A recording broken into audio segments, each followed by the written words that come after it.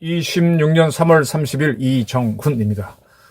이 방송 나가고 하루가 더 지나면은 3월이 끝나고 4월입니다. 4월 중에는 무조건 미국의 이란 침공이 종료됩니다. 미국은 어떻게 이란과의 전쟁을 끝내는가? 제 나름대로 정리를 해보겠습니다.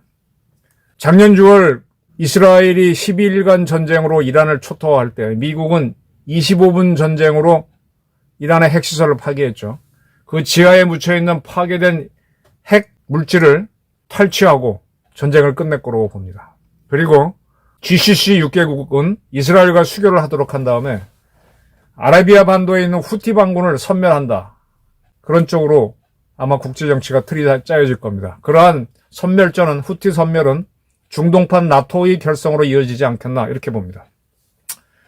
여러 가지 보도가 있습니다. 아마 많은 사람이 예민한 거는 환율이 1,520원까지 올랐다 이거죠. IMF 금융위기 이후 처음으로 1,500원대를 1,520원대를 올라왔다. 네, 한국 경제 어렵습니다. 이재명 대통령이 잘한 게 없죠. 돈 나눠주겠다고 한 거 외에는 뭐 별로 한 게 없어요. 지금 이 에너지 위기를 돌파하겠다는 전략도 없고 그저 그냥 성남시장 수준의 역량밖에 보여주지 못하고 있습니다. 그러니까 한국이 좀 힘들죠. 지금 한국의 운명을 결정짓는 거는 국제정치인데 그거를 제대로 파악 못하고 정동영 같은 사람을 통일부 장관으로 쓰면서 안보정책을 이끌게 하니까 본인도 자신이 없는 겁니다. 가장 눈에 띄는 거는 국제적으로 후티가 이스라엘을 또 공격한 겁니다. 시나이 반도 쪽에 엘라트라는 도시가 있는데 군사도시죠. 그쪽으로 미사일을 쐈고 에일라트 역시 이스라엘이 막아냈다 그겁니다. 그리고 이제 쿠웨이트 쪽으로 쿠웨이트에 해수 담수화 시설이 있는데 이 바닷물을 민물로 바꿔서 먹고 살아야 되죠. 이게 좀 전기도 많이 쓰는데 그쪽으로 공격을 해서 인도인 노동자 한 명이 사망했다 이런 보도가 있었습니다. 그리고 이제 사우디 쪽으로도 쐈는데 뭐 사우디가 막아냈다 이런 거예요. 자, 지금 아주 특이한 거는 GCC 6개국은 숱한 공격을 당해도 일체 응전을 안 하고 있습니다. 그게 제일 미스터리예요. 그런 상태에서 이란의 지원을 받는 후티가 가만히 있다가 3월 28일 이스라엘을 공격하더니 3월 30일 또 공격을 했습니다. 저는 이렇게 봅니다. 이 후티는 이스라엘도 적으로 보지만 GCC 6개국도 적으로 봅니다. GCC 6개국이 PSF라는 연합군을 만들어서 후티하고 싸운 적도 있죠. 이란은 상당히 큰 적, 아크 에네미, 대적이기 때문에 당장 싸우지는 않아도 후티는 잡으려고 할 겁니다. 아마 미군이 철수하면은 GCC 6개국하고 이스라엘은 같이 이 아라비아 반도에서 설치되고 있는 후티를 잡자. 후티는 이제 오만의 남쪽, 사우디아라비아의 동남쪽에 있죠. 후티를 잡아버리면은 바브엘 대부만인가요? 해협인가요? 코르즈무즈 해협처럼 홍해에서 나오는 수에즈 운하를 통과해서 홍해에 나온 다음에 다시 인도양으로 가려면 좁은 만이 있는데 그 만에서 해적질을 하는 조직이 몇 개 있죠. 그 중에 하나가 후티입니다. 후티를 잡아버리면은 해협 통과가 좀 자유로워지니까 세계 석유의 10%가 흐른다고 하죠. 호르무즈 해협은 20%. 지금 사우디아라비아는 자기네 석유의 3분의 2는 호르무즈 해협 쪽으로 빠져나가게 하고 3분의 1은 홍해 쪽으로 나가게 하는데 둘 중에 하나는 뚫어야 됩니다. 후티, 시운적인 후티를 저는 잡을 것이다. 그 잡는 과정에서 GCC 6개국하고 이스라엘은 공동의 적을 갖고 있으니까 서로 연합할 수도 있다. GCC 6개국 중에서 바레인하고 UAE는 이미 이스라엘과 수교를 했습니다. 트럼프 1기 정부 때. 그래서 아마 수교도 하면서 나머지 네 나라도 같이 공동으로 후티를 때려잡아서 예멘을 친이란 정권 세력을 없애버리는 거죠. 그렇게 하지 않을까 생각이 되고요. 그 다음에 이제 미군이 빠져버리면 후티는 GCC 플러스 이스라엘이 할 수 있다고 치지만 빠져버리면 이란은 좀 버거운 상대인데 빠지기 전에 오늘 월스트리트 저널이 보도했습니다. 미국이 공병부대까지 투입해서 작년에 파괴시킨 핵시설 있는 곳에 들어가서 거기 핵물질 60%까지 농축한 우라늄 450g 또는 20%까지 농축한 거 200g, 200kg 이거를 들고 나오려고 한다라는 보도가 있었습니다. 월스트리트 저널은 오늘 보도했지만 저는 이럴 가능성을 한 일주일 전에 이미 보도했었습니다. 제가 예측을 했었죠. 다른 건 큰 위협이 될 거 없어요. 근데 요거는 이란 애들이 나중에 이 땅을 파고 들어가서 꺼내가지고 폭발은 하지 못하는 물질이지만 방사능은 나올 수 있으니까 이거를 포탄이나 뭐에 넣어서 꽝 쏴서 저쪽에 떨어지기만 하면 요격을 하든 말든 핵물질이 떨어지니까 기겁을 하게 되죠. 핵테러를 할 수도 있고. 이거는 빼올 거라고 봤는데 월스트리트 저널이 이번에 투입되는 부대들과 추가로 가는 공병부대가 그 작전을 할 수 있다라고 보도했습니다.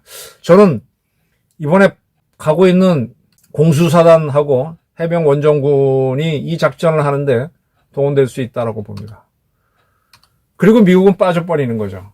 하르그 섬을 칠 수도 있고 호르무즈 해협에 있는 7개의 섬을 점령할 수도 있어요. 그거 추구할 수도 있고 그건 부차적이라고 봅니다. 그러면서 빠져버리면 그러면은 이제 이란은 군사력이 남아있고 하니까 누군가를 때리고 싶겠죠. 이스라엘은 좀 멀어요. 이스라엘은 미사일 쏘면 쏘는 거지 근데 이제 제일 미운 게 걸프 건너편에 있는 GCC 6개국이니까 6개국이 아마 단합을 할 겁니다. 그러면서 공동행정인 이란에 대응하기 위해서 이스라엘과 수교도 하면서 후티도 잡고 이란도 잡고 과거 이라크가 이란이 무슬림 혁명을 했습니다. 그래서 이슬람 리퍼블릭, 이슬람 공화국이 됐죠. 오브 이란 이슬람 공화국으로 변한 다음에 이라크를 제외한 GCC 6개국은 지금도 그렇고 그때도 그렇고 군주국입니다. 군주국에서 군주를 없애는 공화국 혁명을 추진했죠. 그러면서 이제 자기네 이슬람 혁명을 전파하려고 하니까 이라크가 이란을 공격하면서 1980년이죠. 7년간 이란-이라크 전쟁이 벌어집니다. 그때 GCC 6개국들이 이라크를 지원했었죠. 그런데 그 다음 그 이라크가 또 세월이 지나서 1990년 GCC 회원국 중 하나인 쿠웨이트를 침공해서 점령해버립니다. 그래서 그 이듬해 GCC 5개국이 미군과 같이 사막에 폭풍작전을 해서 쿠웨이트를 구해주고 이라크와 적대적이 되죠. 그러한 이라크가 2003년 미국의 공격을 받아갖고 후세인 정권이 멸망하고 그 다음에 미군이 한 7년간 안정화 작전을 한 다음에 지금까지 이제 친미국가로 바꿔놨습니다. 반이란이죠. 그러한 이라크하고 GCC 6개국이 같이 갈 수 있어요. 그리고 지금 시리아가 미국이 이제 4대 핵 테러 지원국을 지정해 놓았는데 북한, 쿠바, 이란, 그리고 시리아입니다. 근데 시리아가 2024년 부자 세습을 하던 아사드 정권이 반군에 의해 무너지고 지금 민주화 과정에 있어요. 그럼 그 세력도 연합할 수 있죠. 그래서 시리아, 이라크, GCC 6개국 플러스 이스라엘 이 9나라가 공동으로 반이란 전선을 구축하는 거죠. 근데 이란 좌우에 있는 동쪽에는 파키스탄이 있는데 파키스탄이 미국과 이란 협상을 중재한다라고 하는데 파키스탄이 이란하고 사이가 안 좋아요. 사이가 안 좋아요. 그냥 싸우지 않을 뿐이지 싫어해요. 그리고 서쪽에는 오른쪽에는 튀르키예가 있는데 튀르키예하고 이란도 사이가 안 좋아요. 싸우지 않을 뿐이지. 이란이 사이가 좋은 나라가 없어요. 북쪽에 아제르바이잔, 아르메니아라고 있는데 거기도 그렇고 또 오른쪽으로 동쪽에는 무슨 스탄 나라가 있는데 거기도 그래요. 근데 그런 나라들은 이란하고 각을 세울 가능성은 좀 없어요. 튀르키예도 없고 파키스탄도 없고. 그러나 남쪽에 있는 GCC 6개국 플러스 이런 나라들은 할 가능성이 있다. 그런 나라들이 이란하고 계속 대립하고 또 이란이 이제 문제가 되게 되면 식량이 없거나 그러면 호르무즈 해협을 이란 탈북자처럼 탈이란자들이 배를 타고 넘어올 가능성도 있습니다. 급변사태가 일어나는 거죠. 그런 거 대비하려면 아마 GCC 6개국들이 지금도 이제 PSF라고 하는 연합군을 운영하는데 안보 공동체를 만들고 미국을 모시고 와서 중동판 나토를 만들지 않겠나. 그런 중동판 나토가 이란을 견제하다가 언젠가, 뭐 지금 당장일 수도 있고, 미국이 계속 냉전을 하다가 1991년 소련을 무너뜨리죠. 그리고 그 직전에 동유럽 공산국가 7개 나라도 무너뜨리고 다 민주화시킵니다. 중동판 나토도 지금 당장 할 수 있지만 세월이 지나다가 어느 순간에 이란 민주화를 만들 수도 있죠. 그리고 이란도 그 동맹에 집어넣으면은 중동에 상당히 편화가 오고 미국은 컨트롤하기 좋아지니까, 그리고 그렇게 하게 되면 자기들끼리 싸울 이유가 없죠. 그쪽으로 가지 않겠나. 첫 번째 타격은 후티 제거 작전, 쉬운 적이니까. 그 다음은 반이란 동맹. 그리고 이란까지도 러시아가 나토에 들어오지 않았지만 소련을 구성했던 발틱 3국은 들어왔잖아요. 그런 식으로 갈 수 있는 거죠. 이렇게 봅니다. 근데 그 직전에 미국은 이란의 핵시설을 탈취하면서 철군을 할 수 있다. 그렇게 되면 이제 대한민국은 어떻게 되느냐. 그게 제일 관건이죠. 지금 미국의 모든 관심은 쿠바는 큰 적이 아니고 북한이에요, 북한. 북한이 테러 지원국인데 핵무기를 갖고 있어요. 그리고 바로 뒤에 중국이 있으니까 중국도 이제 큰 관심인데 중국을 잡고 싶어 하죠. 지금 중국이 필리핀하고 또 충돌을 했어요. 서로 영유권 다툼이 있는 바다에서 양쪽 군함이 초근접으로 서로 갔습니다. 그래서 어떤 배인가 봤더니 둘 다 5,000톤의 큰 배끼리 부닥칠 뻔했는데 서로 이렇게 충돌 직전까지 갔습니다. 근데 중국 함정이 쓱 옆으로 가면서 더 접근하면서 더 빨리 지나가요. 왜 그랬는가 하면 중국의 배는 우리나라 충무공 이순신급, 우리는 구축함이라고 하는데 걔네는 호위함이라고 하네요. 그런 호위함이었어요. 큰 호위함. 호위함이나 구축함은 30돛도로 달릴 수 있습니다. 그럼 필리핀의 배는 뭐였냐? 여러분 LST라고 알죠? 해병대 상륙시키는 상륙함.